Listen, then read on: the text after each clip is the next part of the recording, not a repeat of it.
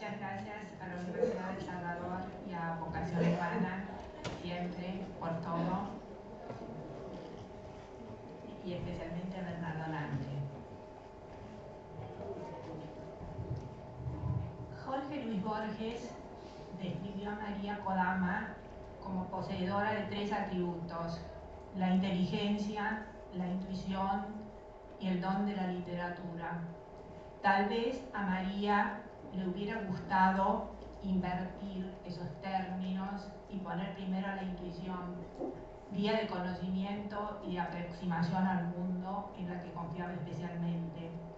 La inteligencia y el don de la literatura acompañaron y fueron la clave y cifra de su singular cosmovisión y carácter. Borges aludió sesgadamente a María según su estilo en los libros que le dedicó, en el poema La Luna, también dedicado a ella, Eterna Serenófila, si se me permite el neologismo, en la tácita dedicatoria del cuento Ulrica, del libro de arena. En sus páginas está también María como gran lectora de los clásicos, como ciudadana del mundo, viajera incansable que no se sentía extranjera en ningún lugar, exploradora de países, ciudades y paisajes, así como de mundos imaginarios y misteriosos.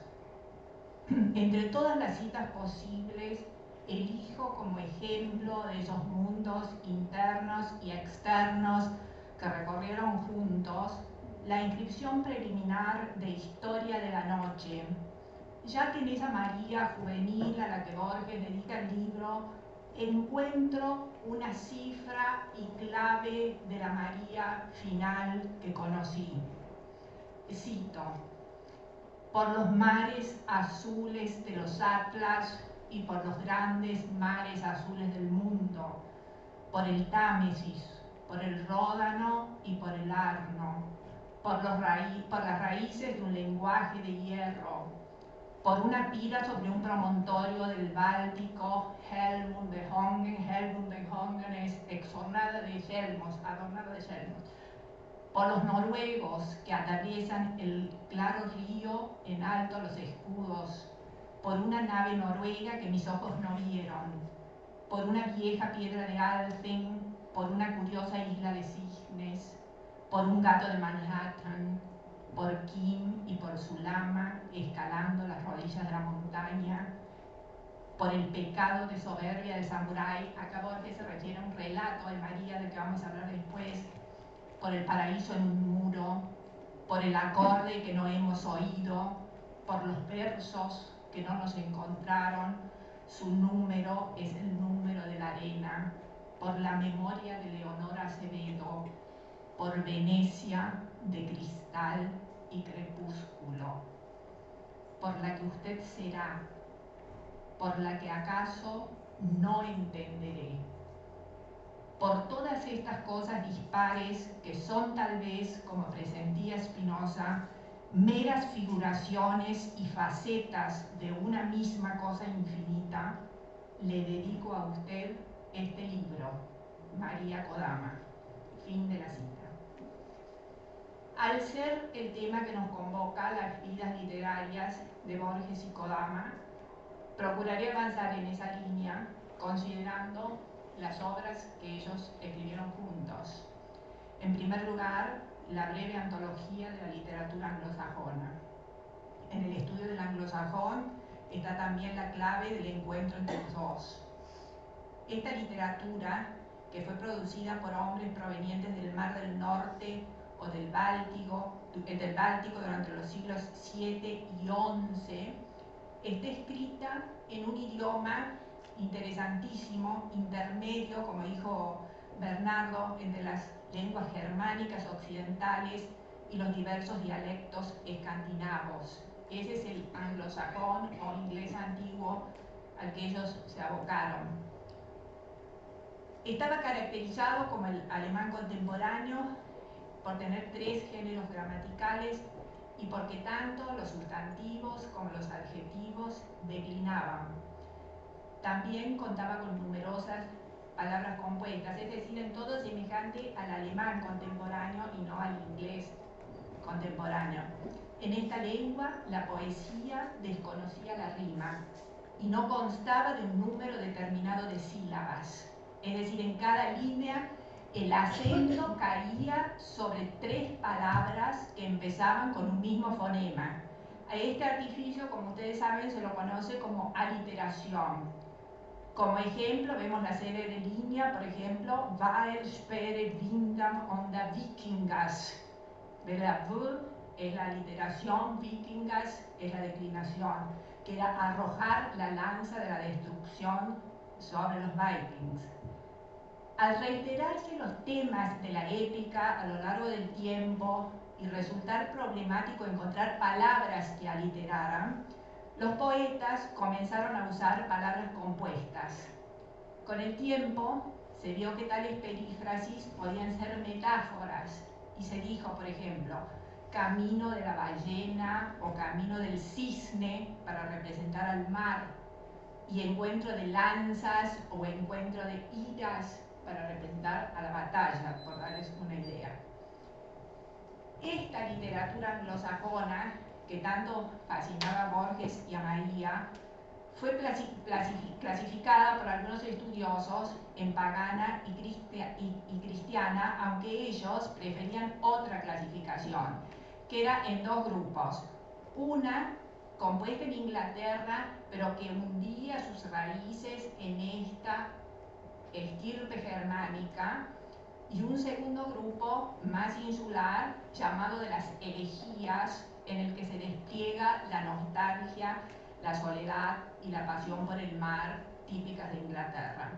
Bueno, en la breve antología que ellos escriben, seleccionaron fragmentos, por ejemplo, de la antigua saga de Beowulf y del combate de Finnsburg, pertenecientes al primer grupo, al de estirpe germánica, que era el que más le fascinaba a Borges, y algunas elegías pertenecientes al segundo, siguiendo un criterio libre de selección, acorde también al concepto que ellos tenían del lector.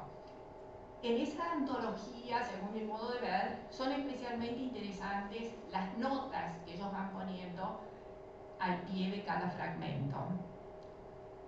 En la línea de estos estudios y traducciones que constituyeron una parte esencial de la relación de los dos, abordaron otro tema muy interesante relacionado a la literatura de Islandia, que por razones históricas y lingüísticas está íntimamente familiarizado con la antigua literatura anglosajona.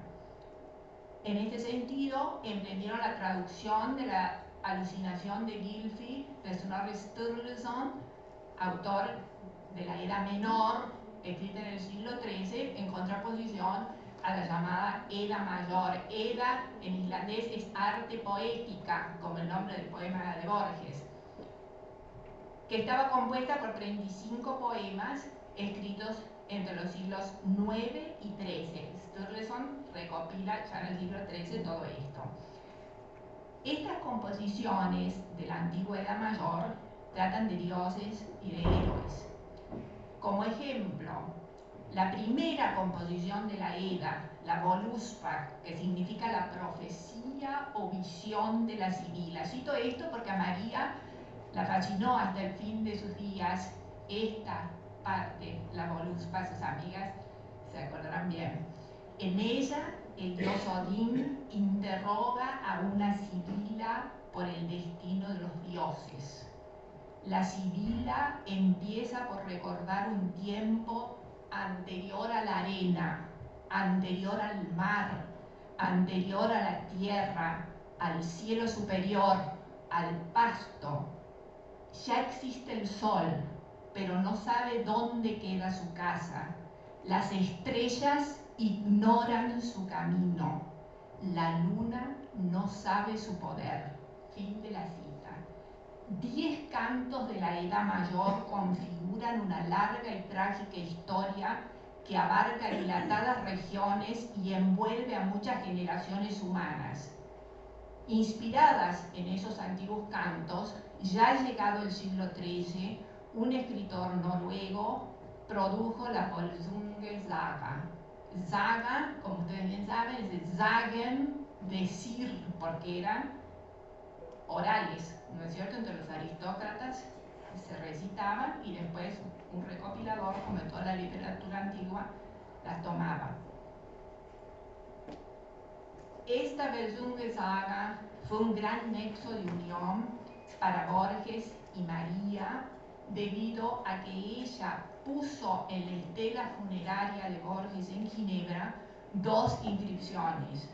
De un lado de la estela funeraria, un grupo de guerreros con sus espadas rotas, que aún así continúan luchando, junto a una inscripción de la batalla de Meldon, que es uno de los fragmentos que ellos incluyen, «And me fogten ma», y que no temieran. Esto es la arenga que hace el rey a sus soldados. La espada rota es metáfora de que han sido derrotados en la batalla, y uno de los aspectos de la arenga es cuando el rey les dice que no temieran. Del otro lado de la estela funeraria está esculpida una nave vikinga con la proa hacia el este y con la inscripción cita de la Volsunge Saga. Borges usó esto también como epígrafe del cuento Ulrica, fragmento que alude a la liberación de Brynhild, doncella que duerme dormida por un muro de llamas y es rescatada por Sigurd, quien, bueno, tiene muchos vericuetos como toda la saga, pero yo se los cuento así un poco simple. El Sigurd tiene el poder de atravesar las llamas, rescata a la doncella, pero lo hace bajo la apariencia del prometido, porque el prometido trató de surcar las llamas, pero no pudo. Entonces Sigurd, por arte de magia, que está muy... él toma el aspecto, digamos, del prometido, logra atravesar el fuego y liberar a la valquiria. Bueno, una vez liberada se supone que iban a desposarse y yacen durante 3 noches, pero claro, él no es el prometido, ¿no? Tiene el aspecto solamente. Y para que no suceda nada, digamos, pone el metal desnudo entre los dos. Cuando la valquiria, pasado el tiempo, descubre el engaño, pide a su verdadero esposo que mate a Sigurd. Pero cuando él muere, ella comprende que, claro, a quien realmente ama es al héroe, al que pudo atravesar el fuego. Entonces se mata y pide que, al yacer los dos muertos, ponga la espada Gram. La espada es el símbolo del honor del héroe. Entonces, que ponga la espada entre los dos. Y es un fragmento muy interesante porque dice: ahora en verdad somos marido y mujer, y la puerta no se cerrará detrás de él cuando yo lo siga. Hay una unión mística. Entonces, la frase que María puso en la estela funeraria de Borges es justamente «Handtext verhit gram och lät i metal feira berg». Es decir, él tomó la espada Gram y colocó el metal desnudo entre los dos. Lejos ya de todas estas fascinantes sagas nórdicas, Borges y Kodama tradujeron el libro de la almohada de la dama Sei Shonagon Makura no Soushi en japonés, obra que junto a Genji no Monogatari, la historia del Genji, constituyen las grandes obras de la literatura femenina de Japón. Esto también le fascinaba a María, porque piensen ustedes la época en que fueron escritas estas obras, en las postrimerías del siglo IX, comienzos del X, por mujeres en el periodo Heian, que trabajaban al servicio de la familia imperial. Bueno, inspirada en esa vida de la corte y en los relatos también de antiguos héroes, esta dama, Sei Shonagon, creó su Makura no Soushi, su libro de la almohada, reflejando la vida cotidiana de la corte y sus remembranzas, que también me explicaba nuestro profesor de japonés, que con la palabra almohada se refiere a un modo de la versificación donde descansa el verso.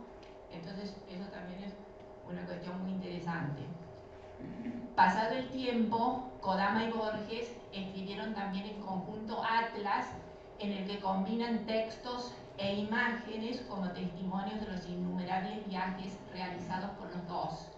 Y acá Borges nos dice: María Kodama y yo hemos compartido con alegría y con asombro el hallazgo de sonidos, de idiomas, de crepúsculos, de ciudades, de jardines y de personas, siempre distintas y únicas.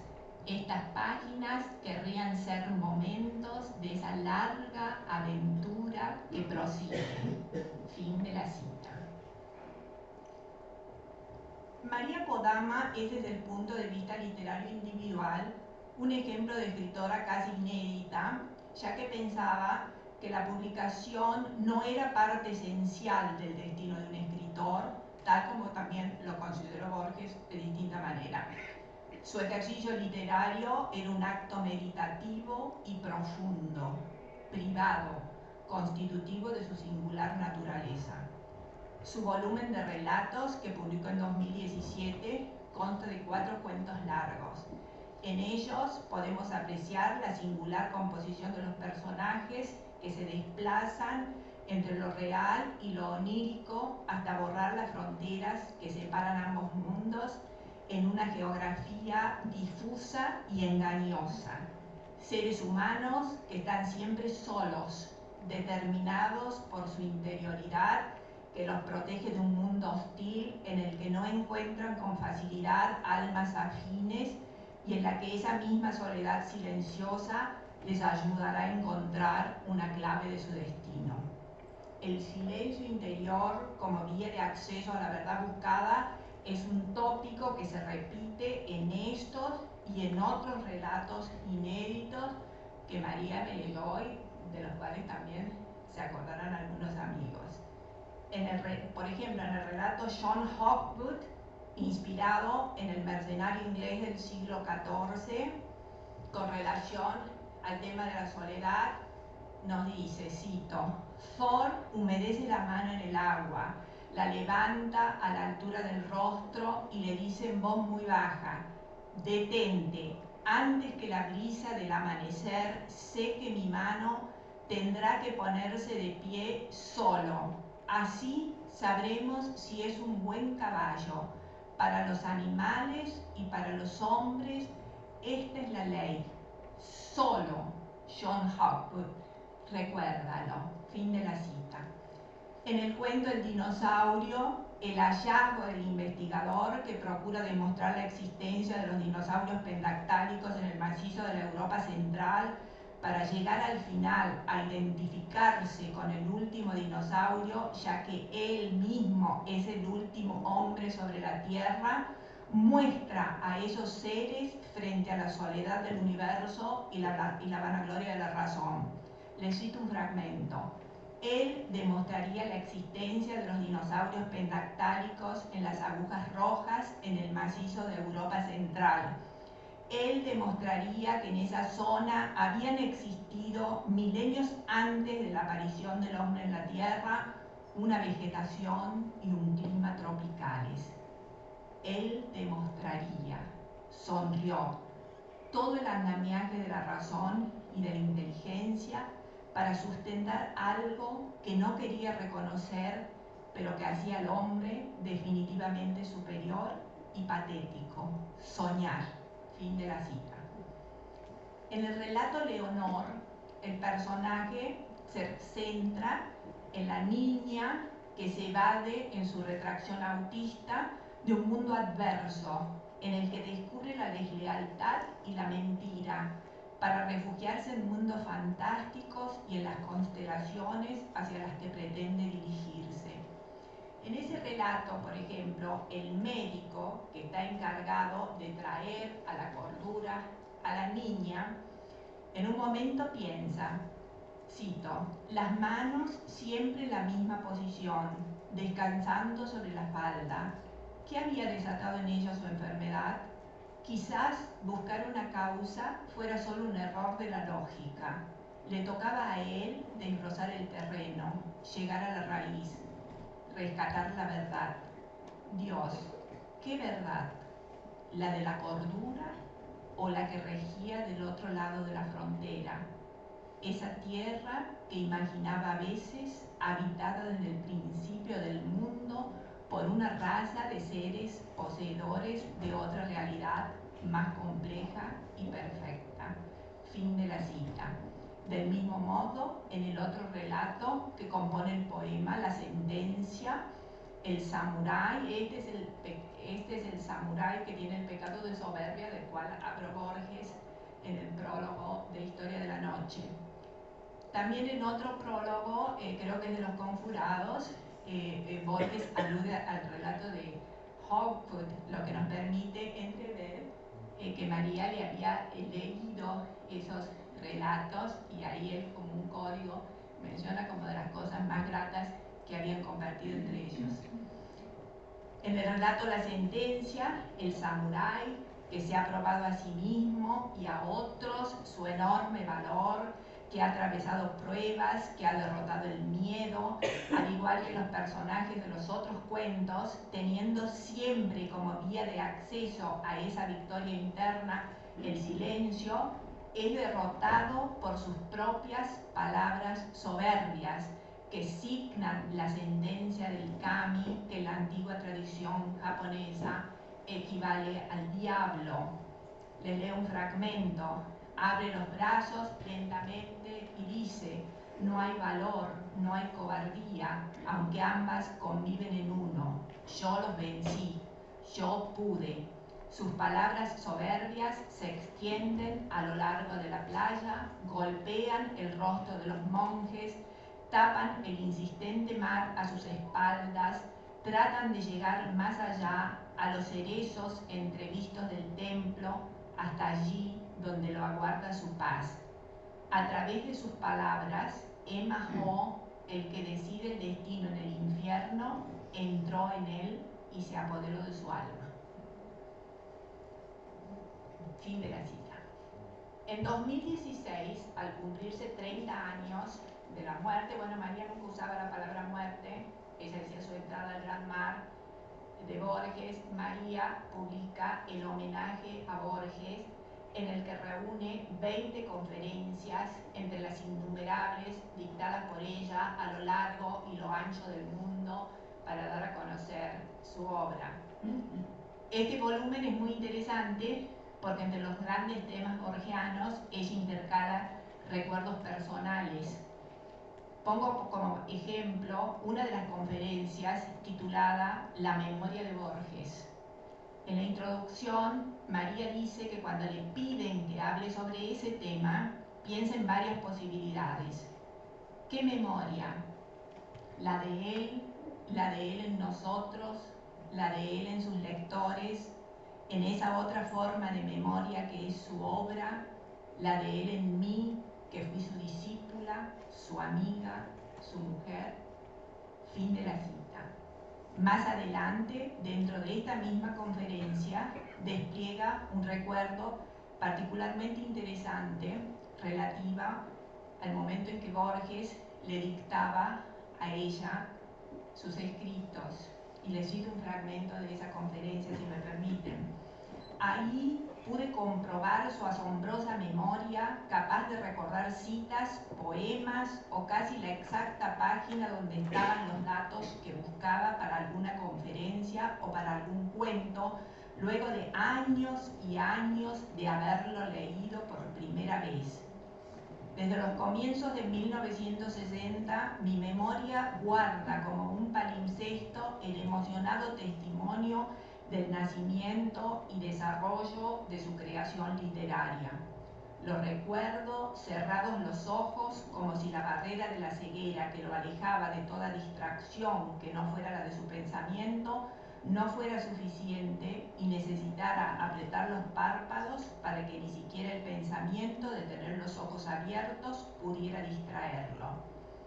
Así, sumergido en esa doble oscuridad, la musa o el espíritu, emitiendo lentamente una sucesión de imágenes y de ideas que, como el Aleph fuese dando forma a lo que invadía, era ignorado por él.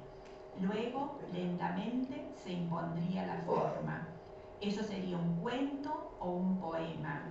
Cuando su mano se alzaba y marcaba una sílaba en el aire, yo, desde mi silencio, sabía que comenzaría a dictarme un poema. ¿Cómo transmitirles ese instante? Ese instante que, como el proceso anterior, no me era ajeno emocionalmente. Creo que nadie puede ser mero espectador de un proceso de creación, sobre todo desde alguien que, como Borges, emanaba una fuerza muy especial por la que una se sentía arrastrada. Fin de la cita.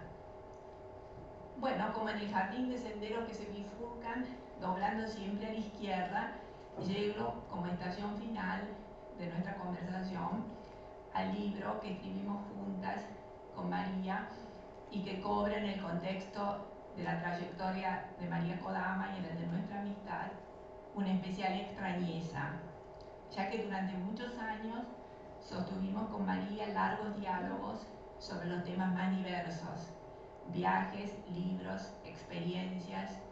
Juntas estudiamos y leímos la lengua de Japón, el hiragana, el katakana y los kanjis, cuyo análisis nos ocupó hasta sus últimos días, la historia japonesa del periodo Heian, el mundo flotante, el ukiyo del periodo Edo es el antiguo nombre de Japón, de Tokio, perdón, literatura rusa. Mientras yo tomaba clases de ese idioma, María siempre me pedía que leyera en voz alta los clásicos, Vainá y Mir, La guerra y la paz de Tolstoy, para escuchar, sin traducir siempre, la Ilíada, que María podía leer en griego, como las tragedias griegas, bueno, la ruta de la seda, el pensamiento de Meister Eckhart, San Agustín, bueno, infinitos temas.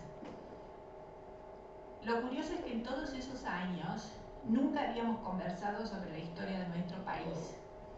Siempre supuse que a ella, por todo lo que les he contado, no le interesaría ese tema con el que yo tengo familiaridad por mi largo arraigo patrio, digamos. Sin embargo, al salir un día el tema del encuentro de Alberti con Rosas en Inglaterra, un enorme abanico se abrió para nosotras y allí María, para mi enorme sorpresa, reveló un gran interés por los caudillos federales, por la dicotomía civilización y barbarie, y especialmente por la figura de Juan Manuel de Rosas. Tal y como había sucedido en otras ocasiones, comenzamos a debatir. Generalmente teníamos opiniones contrarias acerca de todos los temas, leer y profundizar. Bueno, en esos días yo recibí en mi mano como regalo la historia de la Confederación Argentina de Adolfo Saldía, que fue un libro fundador, digamos, de la historiografía sobre Rosas. Empezamos a profundizar, les cuento brevemente, y luego, con la pandemia mediante, seguimos estudiando, tomando notas, hasta que María me propuso, ella que era tan resistente a publicar, como ya les he contado, me propuso que escribiéramos un libro y ella le puso el nombre La Divisa Punzó. Me llamó la atención, María tenía mucho apuro en terminar y publicar el libro, aunque el editor nos propuso presentarlo en la Feria del Libro 2023. Ella me dijo que teníamos que hacerlo en noviembre o diciembre del año pasado, que vos estuviste y otros de ustedes también, no más allá de esa fecha, y fue imposible convencerla de lo contrario. Ahora celebro que pudiéramos hacerlo, porque todo lo que el libro nos deparó significó una gran alegría y satisfacción. Bueno, disfrutamos de todo el proceso y del acompañamiento de los lectores. Nuestro libro fue concebido como una larga conversación, como un diálogo en el que expusimos tesis y antítesis, documentos, cartas, relatos y procuramos un tratamiento directo del tema con las fuentes, con las contradicciones y los claroscuros. También nos planteó algunas cuestiones sobre la filosofía de la historia, por todo lo que implica. Y bueno, y vislumbramos lo que ya Cicerón vislumbró hace 2000 años, que la historia sigue siendo magistra vitae, esto es, maestra de la vida. Terminadas todas las correcciones del libro, bueno, presentados al editor, María me dijo, ahora vamos a escribir y traducir la historia secreta de los mongoles.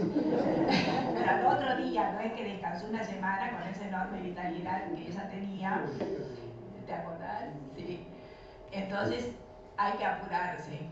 Ese libro es un libro antiguo, escrito en el siglo XII, que habíamos traído de Ulaanbaatar. Fíjate vos, la palabra Baatar, que da el nombre a la ciudad capital de Mongolia, es héroe para los antiguos mongoles. Ulaanbaatar es el héroe rojo. Siempre están los héroes sobrevolando.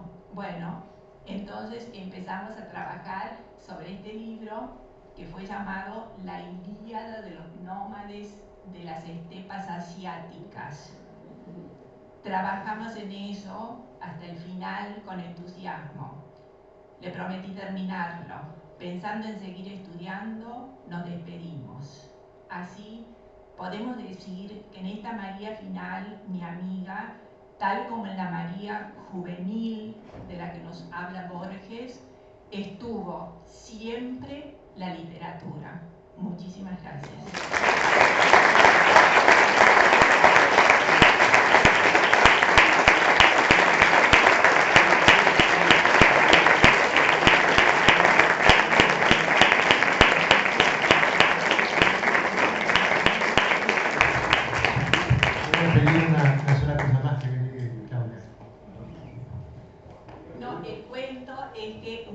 Un alumno una vez de María le dijo que ella tenía antepasados mongoles, fijándose en el kanji del apellido. Entonces María estaba muy entusiasmada con esa idea y cuando empezamos a estudiar la historia secreta y la historia de los nómades y qué sé yo, se sentía muy identificada con toda esa cultura. Y bueno, las amigas saben que repetía siempre esa historia y estaba muy contenta con eso.